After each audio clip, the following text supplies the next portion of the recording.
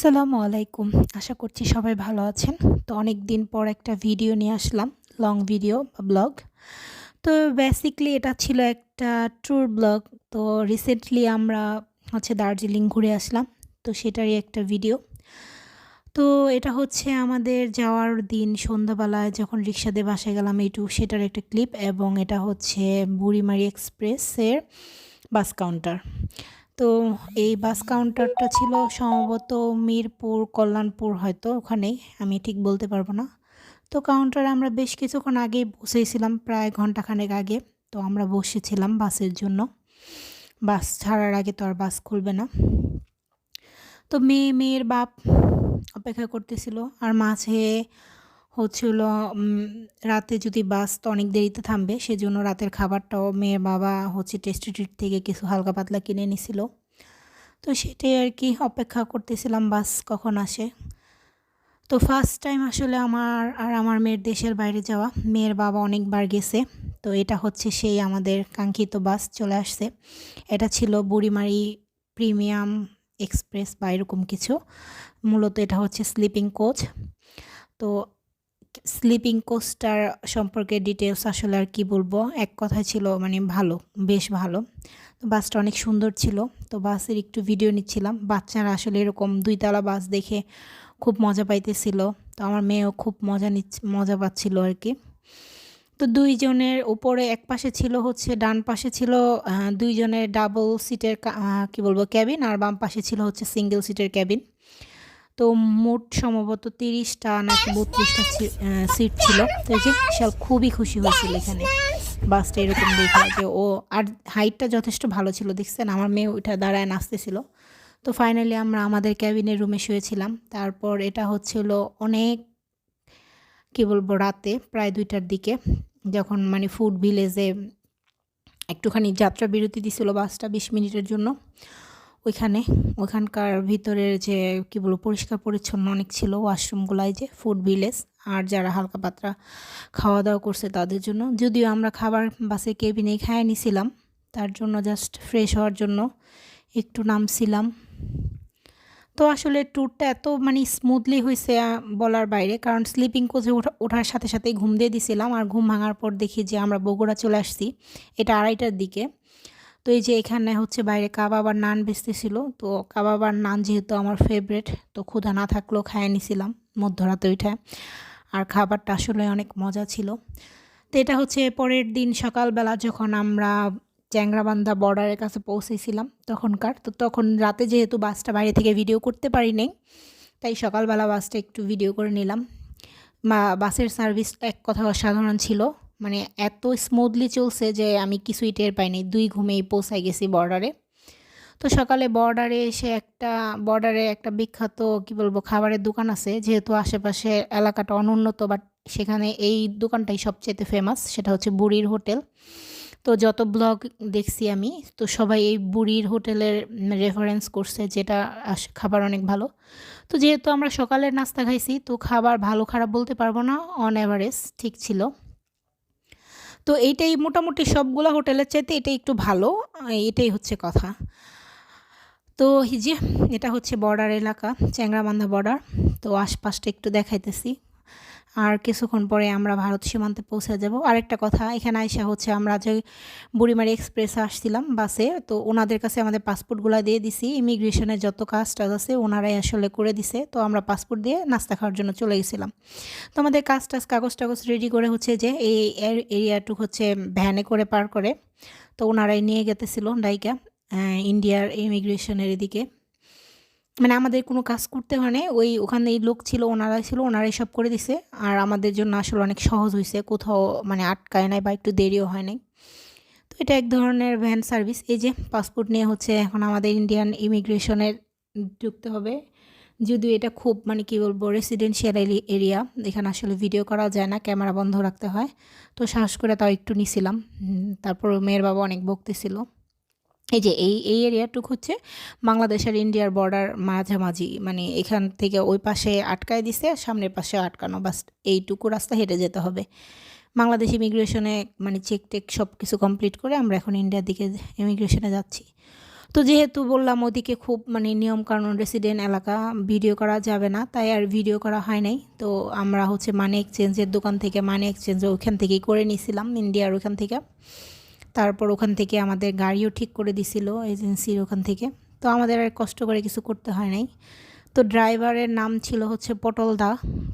নামটা বলার কারণ হচ্ছে আমরা আসার সময় ওনাকে ফোন করে উনি আমাদের হোটেল থেকে নিয়ে আসছিল। ওনার বিহেভিয়ার আসলে অনেক ভালো ছিল, তার জন্য নামটা বলে দিলাম এবং ওনার নাম্বারটাও রেখে দিছি। নেক্সট টাইম যদি কেউ যাইতে চান, ওনার সাথে যদি যোগাযোগ করে নিতে চান, আমাদের কাছ থেকে নাম্বারটা নিতে পারবেন। তো এখানে আমরা হচ্ছে এলো চ্যাংরাবান্ধা থেকে হচ্ছে শিলিগুড়ি যাচ্ছিলাম। তো এখানে এই পথেই পটলদা হচ্ছে একটা দোকানের সামনে দাঁড় করাইলো। এখান থেকে হচ্ছে ইশালের আব্বু সিম কিনবে, ইন্ডিয়ান সিম। যোগাযোগের জন্য যেহেতু একটা সিম বা নাম্বার দরকার, তো আমরা অপেক্ষা করতেছিলাম। পটলদা আর হচ্ছে ইশালের আব্বু সিম আনতে গেছিলো। তো এই যে বিধ্বস্ত চেহারার একটু ভিডিও করে নিলাম। এখানে সুন্দরের কিছু নাই আসলে, সারাদিন ট্রাভেল করে মুখ টুক ধোয়া নাই, কিছু নাই। তো সম্ভবত আমরা সকাল 8:30টার দিকে পৌঁছেছিলাম, আর ওখান থেকে ইমিগ্রেশনের কাজ শেষ করে বেরোতে বেরোতে 1:30টার মতো বাজছে সম্ভবত, বা 12:30 হবে, আসলে আমার টাইমটা সঠিক মনে নাই। আর এই যে এটা হলো তিস্তা ব্রিজ, যে তিস্তার পানি বন্টন নিয়ে বাংলাদেশ আর ইন্ডিয়ার সাথে সবসময় মতবিরোধ। বাট আমি আসলে একটা জিনিস খেয়াল করে দেখলাম, পুরোটা তিস্তা ব্রিজ যখন আমরা পার হইলাম, কোথাও এক ফোঁটা পানি নাই, মানে পুরো নদীটাই শুকনা। তো তাদেরই যেহেতু পানি নাই, আমি বুঝতে পারি না বাংলাদেশে তারা কীভাবে পানি দিব। এই পানি বন্টন নিয়ে কেন এত অশান্তি জানি না।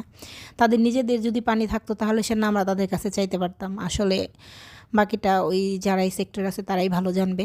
তো এটা তিস্তা ব্রিজ, তিস্তা নদীর উপরে। তো একটু ভিডিও করতেছিলাম। আমাদের ইন্ডিয়া দেশে প্রথম আর কি যাত্রা। ভিডিওটা আসলে অনেক বড় হইতো, কারণ প্রতিটা ক্লিপ যদি অ্যাড করতাম তো অনেক বড় হয়েছিল। সেখান থেকে কাটছাট করে এইটুকু করতে আসলে অনেক কিছু বাদ দিতে হয়েছিল। তো এটা হচ্ছে জলপাইগুড়ি। চ্যাংরাবান্ধা পার হয়ে অনেক আগে জলপাইগুড়ি চলে আসছি। কিসের যেন একটা কনস্ট্রাকশন হইতেছিল, তো সুন্দর ছিল বিল্ডিংটা, একটু ভিডিও করে নিলাম। আর এই যে চা বাগান শুরু হয়ে গেছে। জলপাইগুড়ি শিলিগুড়িতেও কিন্তু প্রচুর চা বাগান আছে, শুধু দার্জিলিংয়েই না চা বাগান। তো এই যে ইন্ডিয়াতে ঢুকে এখন মেয়ে তো গাড়ির ভিতরে আর চুপচাপ বসে থাকতে চায় না। তো আমরা চিপসও নিয়ে নিছি মাঝখানে গাড়ি থামায়। লেস চিপস যে কী পরিমাণ খাইছি মার মেয়ে, তার হিসাবের বাইরে আসলে। কারণ খাওয়ার মধ্যে খাইছি শুধু চিপস, আর কিছু খাইতে পারিনি আসলে। খাবার দাবার নিয়ে প্রচুর কষ্ট হয়েছে। তো আমরা শিলিগুড়িতে পৌঁছেই হচ্ছে পটলদা একটা হোটেলে নিয়ে গেছিলো, এবং এটা হচ্ছে আমাদের ইন্ডিয়ান প্রথম অন্ন পেটে গেছে আর কি, প্রথম খাবার। আমরা ম্যাক্সিমাম ট্রাই করছিলাম ভেজ থালা নিতে, কারণ হালাল খাবারের একটা বিষয় আছে না। তো এখানে মনে হয় একটা মাছ শুধু মেয়ের জন্য। তো এই যে আমরা আবার খাওয়া দাওয়া শেষ করে দার্জিলিংয়ের পথে রওনা দিতেছি। রওনা দেওয়ার পরে শিলিগুড়ির পরেই কি বলবো, পাহাড় আসলে শুরু হয়ে গেছিলো, মন্দির আর পাহাড়। পুরোটা রাস্তা আসলে দেখার মতো সুন্দর ছিল, দেখতে দেখতে গেছিলাম পাহাড়গুলা। তো এই যে দূরে পাহাড় দেখা যাইতেছে দার্জিলিংয়ের। তো এই পাহাড়গুলোর উপরে আসলে আমরা যাব। এই পাহাড়গুলো এর চাইতে আসলে অনেক উঁচু, অনেক ওপরে দার্জিলিং শহর, প্রায় 7,000 ফিট ওপরে ভূপৃষ্ঠ থেকে। আর আর ট্যুরের এই যে রাস্তার জার্নিটা স্মুথলি ছিল, কারণ এই কারণেই যে আমরা স্লিপিং কোচে সারা রাত আসলে অ্যাজ ইউজুয়াল নর্মাল ঘুমাই আসছি, আর সকালবেলা যেতটুকু গাড়িতে থাকা লাগে। তো শিলিগুড়ি শহরটা পার হওয়ার পর শুরু হয় হচ্ছে একটা বন। এই বনের নামটা ছিল হচ্ছে শুকনা বন, বনের নামই শুকনা। তো এটা আসার পথে দেখছিলাম যে বনের নাম শুকনা। যাওয়ার সময় আসলে অত ভালো করে বুঝতে পারি নাই, যদিও দিনেই গেছি। তো শুকনা বন পার হওয়ার পরে এটা হচ্ছে একদম সংরক্ষিত এরিয়া, এটা হচ্ছে সেনাবাহিনীদের বা ওরকম তাদের এরিয়া। তারপরে একটু ভিডিও করছি, শালারা অনেক না করছে, মানে এই এরিয়াতে নাকি সেনাবাহিনীরা সংরক্ষিত এরিয়াতে নাকি ভিডিও করা যায় না। তারপরও আমার মানে প্লেসটা এত সুন্দর লাগতেছিল, মানে সুন্দর এখান থেকে শুরু হয়েছিল আসলে শিলিগুড়ি শহর পার হওয়ার পর থেকেই, তাই ভিডিও করছিলাম। তো পাহাড় দেখা যেতেছিল বারবার। তো ওই যে দূরে সেই বিশাল সহ্য পাহাড়, আর গাছটা তার মাঝে একটা অ্যাস্থেটিক ভাব নিয়ে আসছে, শুকনা গাছ যেখানে একটাও পাতা নাই। এই যে দেখতেই পাচ্ছেন, এটা আসলে সেনাবাহিনী নাকি বলে, হ্যাঁ সেনাবাহিনী সংরক্ষিত এরিয়া। তো তারপরও চেষ্টা করছিলাম একটু ভিডিও নিতে। আসলে উপরে যে আরও অনেক অনেক সৌন্দর্য আমাদের জন্য অপেক্ষা করছে, সেটা আসলে এখান থেকে বুঝতে পারিনি, কারণ এই সৌন্দর্য দেখে আমরা মুগ্ধ ছিলাম।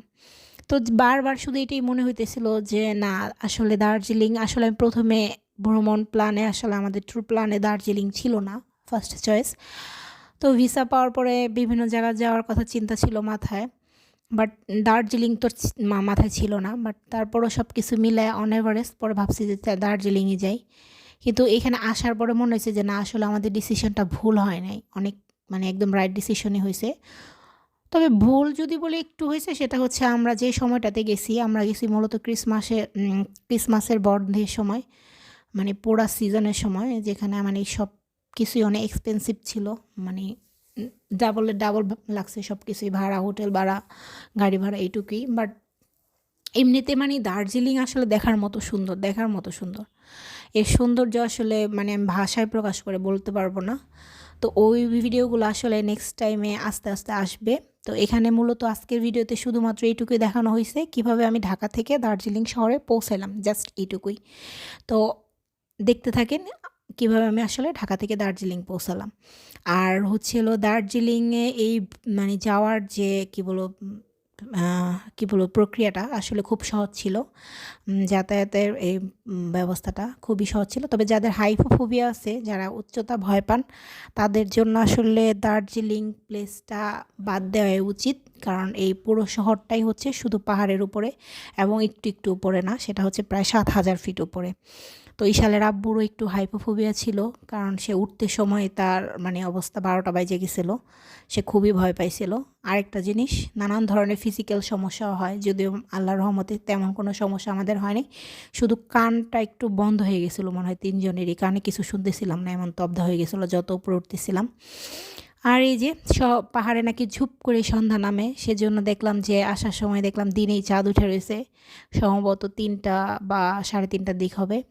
এবং 5টার দিকে আসলে যে কয়দিন ছিলাম দেখছি যে 5টার মধ্যে এমন আজানও হয় না, আজানের আগেই সম্ভবত এমন অন্ধকার হয়ে গেছে, এমন হয়েছে যে রাত 9টা বাজে, 10টা বাজে।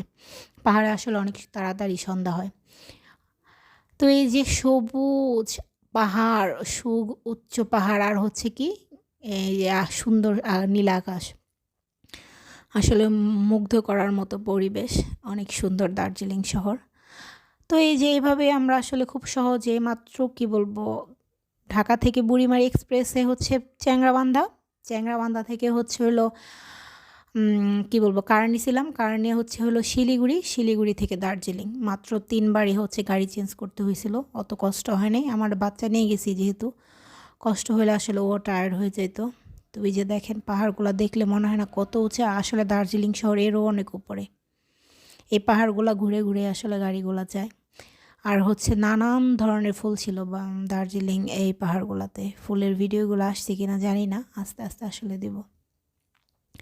তো ওই যে ওই সমতল থেকে আস্তে আস্তে আমরা পাহাড়ের উপর উঠতেছিলাম। আর এই যে আমরা হচ্ছে কার্শিয়াং হয়ে দার্জিলিং গেছিলাম, কার্শিয়াং শহর হয়ে।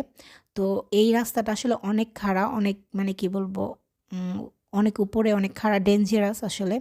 বললাম না, যাদের হাইপোফোবিয়া আছে তারা আসলে এই রাস্তাটা দিয়ে উপরে যাইতে পারবে না। তো এই যে এটা হচ্ছে পথে বিকেলে একটু নাস্তা চা কফি খাওয়ার বিরতি নিছিলাম। আর ভাবলাম, আগে এই বাসা থেকে ঠিক করে গেছিলাম দার্জিলিং যে শুধু মোমোই খাবো। তো ফার্স্ট টাইম দার্জিলিংয়ে যে মোমো খাইলাম, মোমো ট্রাই করলাম।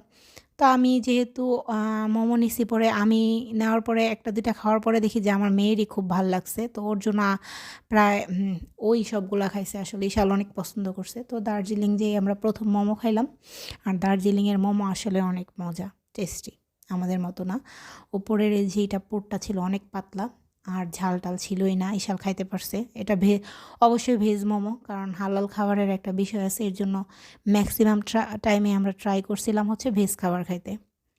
তো এই যে, আর এই পাহাড়ের যাতায়াতের একমাত্র পথ হচ্ছে হলো গাড়ি, ট্যাক্সি ক্যাব, প্রাইভেট ক্যাব। তো এইটাই আর কি বলা, এখানে কোনো লোকাল সার্ভিস বা লোকাল কোনো গাড়ি নাই, বা হয়তো থাকতে পারে, আমার জানা নাই, এটাই হচ্ছে কথা।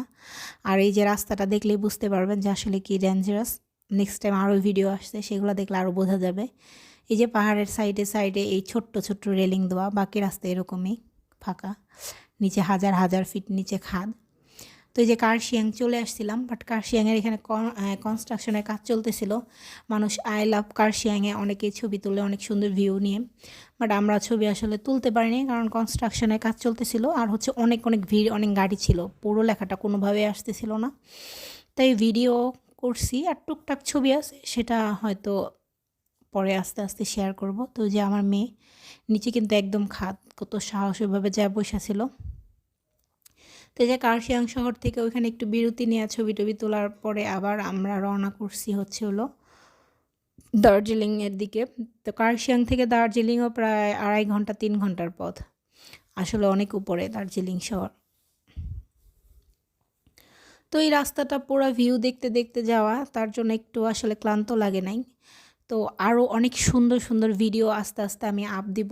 তো যদি দেখতে চান তবে অবশ্যই আমার ফেসবুক পেজে চোখ রাখবেন আর হচ্ছে ফলো দিবেন। তো এই যে আমরা যখন হোটেলে পৌঁছাই বিধ্বস্ত আমি একটু তাও নিলাম। আর এটা হচ্ছে মেয়ের বাপ। এই ভিডিওগুলো আসলে মেয়ে করছে, আমি করি নাই। আমার মেয়েও আস্তে আস্তে ক্যামেরাম্যান ব্লগার হয়ে যাচ্ছে। তো ভিডিওটা যদি ভালো লাগে অবশ্যই লাইক করবেন আর হচ্ছে কমেন্ট করবেন আর হচ্ছে কি বলবো ফলো করবেন আর শেয়ার দিয়ে সাপোর্ট করবেন। তো ধন্যবাদ সবাইকে, আল্লাহ হাফেজ। নেক্সট টাইম কিন্তু আরও অনেক ভিডিও আসতেছে, প্লিজ চোখ রাখবেন।